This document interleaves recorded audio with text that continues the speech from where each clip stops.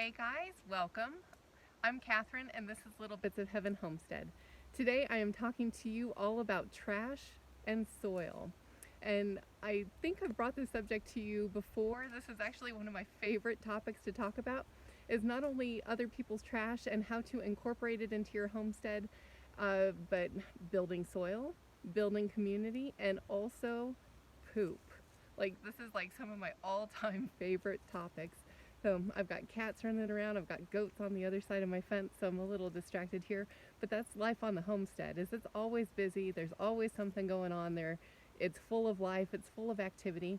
And even though we find ourselves headed into winter, as I'm watching a lot of our other homesteaders here on YouTube, I see that they're like in the midst of winter, and that's not necessarily my case.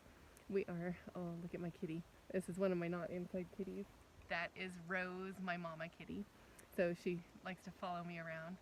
I'm also a little concerned she's going to go to the bathroom here in my garden. I try to keep the cats out of here, but they saw that I was in here and they're like my sidekicks. So where I am, they are. So anyways, over the winter, we don't necessarily have really long, hard freezes here. I am in the desert Southwest. We do freeze, we do hard freeze.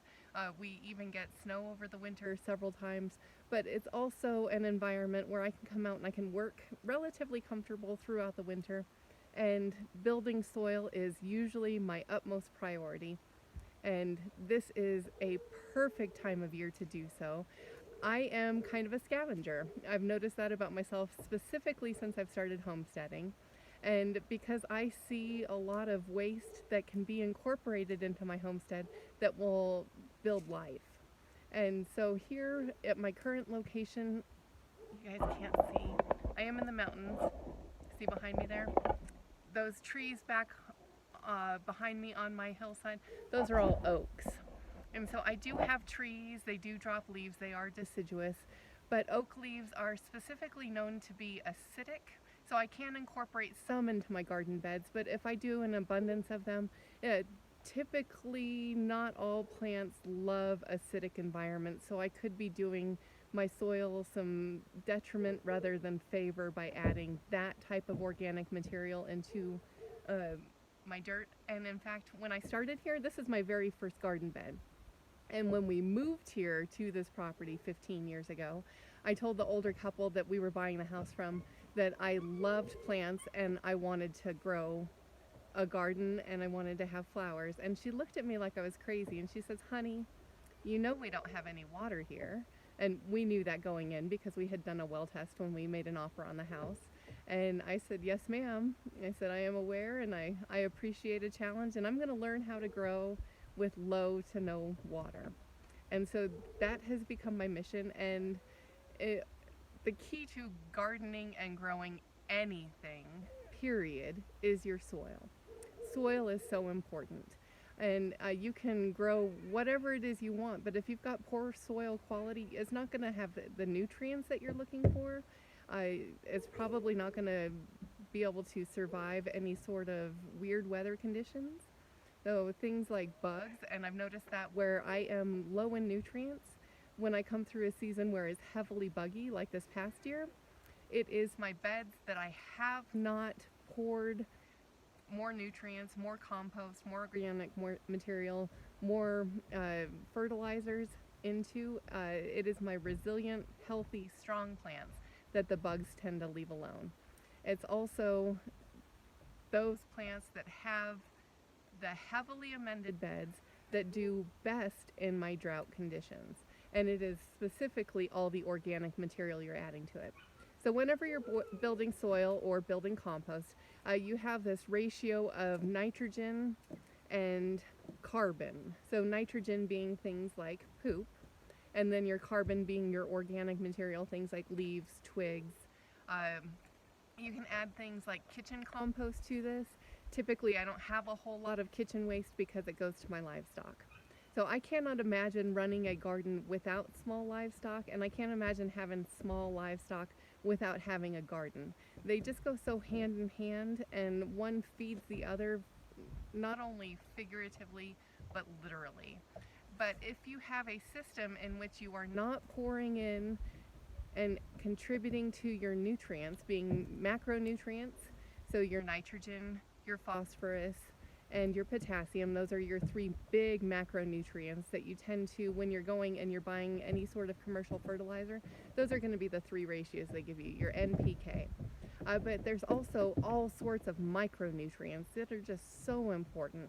And so as you're growing your garden, and especially if you're looking to feed yourself and your livestock, and then you're looking at harvesting the waste being manure from your livestock and then putting it back into your garden, it is so important that you continue to add your nutrients to that, because otherwise you're perpetuating this cycle of mineral deficiency. And so as you pull from it, so you grow a garden, your plants are going to pull from your nutrients, you're going to eat that, you're going to consume it yourself, you're going to put your compost and waste back into your garden, you're going to feed your livestock.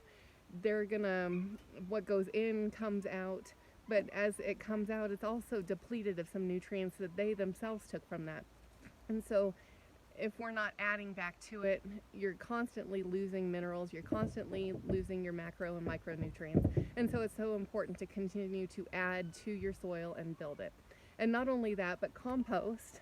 I saw some joke on Facebook this year that just totally cracked me up, mostly because I'm lame, but it was talking about a compost thief coming, that they had full beds and by the end of the year it was only half full.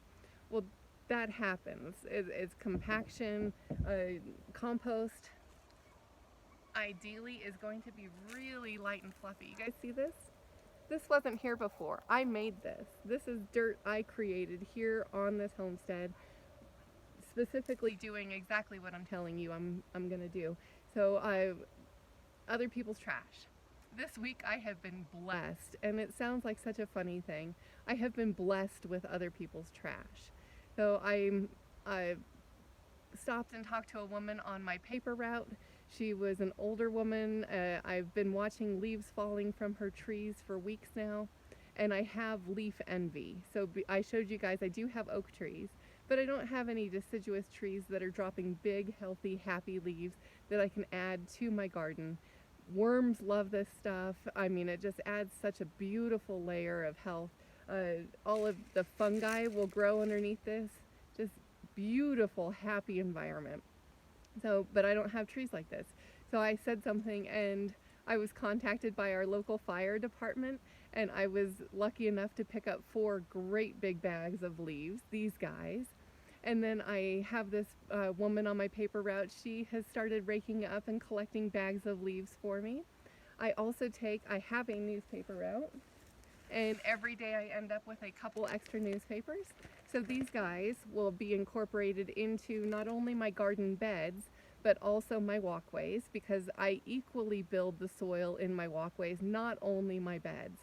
And then throughout the year, I will rob the soil in my walkways and add it to my beds. So it's beneficial for me to add nutrients and health and bulk and organic material to the entirety of my garden, not just the beds themselves. So this is going to add all sorts of carbon, nitrogen. It's going to break down, add all sorts of organic material. It's going to add bulk. This is going to be a healthy, happy environment for my plants next year, but also it's going to grow worms like crazy. And those worms are going to provide castings, which is going to be additional nutrients to my garden. And so it's just this wonderful, beautiful life cycle that you get to see play out right in front of you. So don't discount trash, and look at it as a blessing. So what I'm going to do for my garden is I will take newspapers. And I live in a really windy area, and so if I don't weigh these suckers down, they are going to blow all over my neighborhood. And I don't feel good about that, even though it's biodegradable.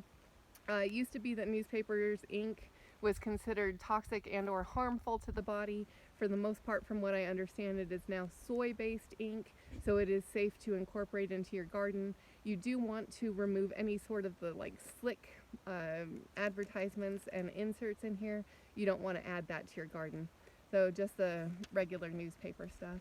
I will, when I'm very first starting a garden bed, not at this point, but when I very first start one of these beds, I will put down a thick layer of cardboard, and then I will start also adding things like sticks.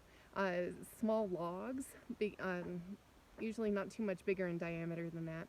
And that will be the very base of this. It's not really a hugelkultur bed, but it could sort of be considered that, but that would be the base of that. And the principle behind that is going to wick up a ton of water and hold on to it. It's going to retain it, much like a candle wick.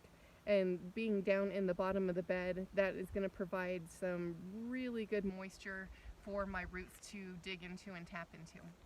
And it takes them a while to break down. So, and then as you get up higher, you want to have smaller material so that it breaks down relatively quickly, because you don't want to have your roots having to run into the big things like logs. But if it's way down at the bottom, that gives a really good base for your garden to grow into. So what I'll do is I will layer newspapers, and also my town banned plastic bags from grocery stores a while back, unless they're the really thick reusable ones. So like our local Walmart went to paper bags. I love these things. They break down relatively quickly, so I will use these as well. So I'll put a really solid layer of newspapers and or paper bags, and then I will take the leaves, and then I will put a heavy layer of poop.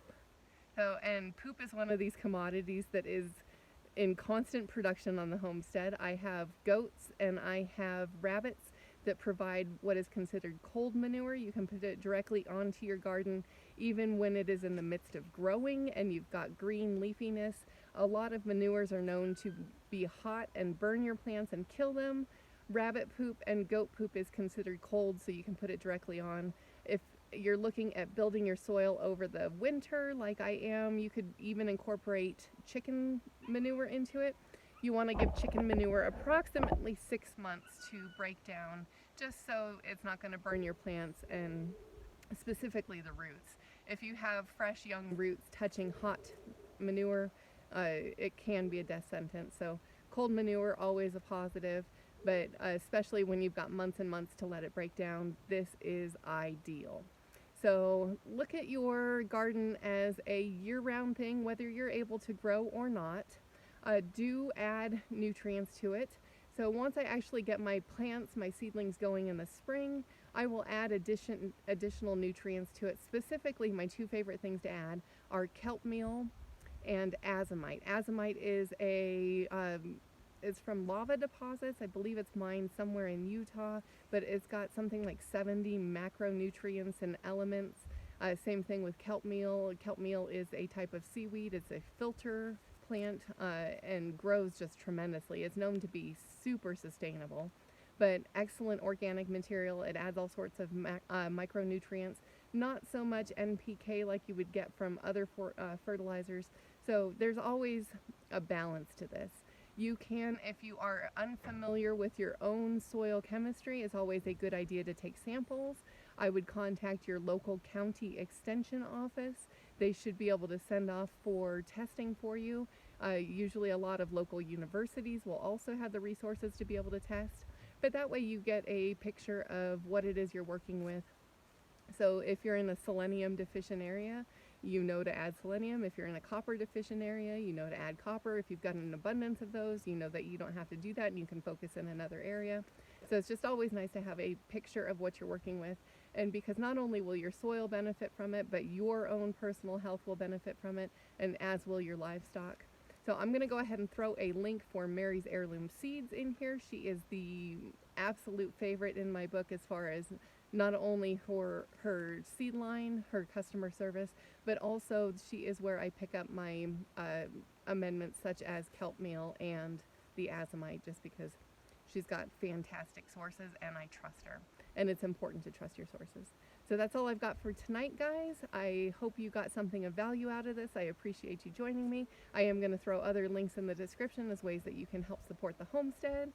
Again, we'll talk to you soon and hope you take it easy. Bye, guys.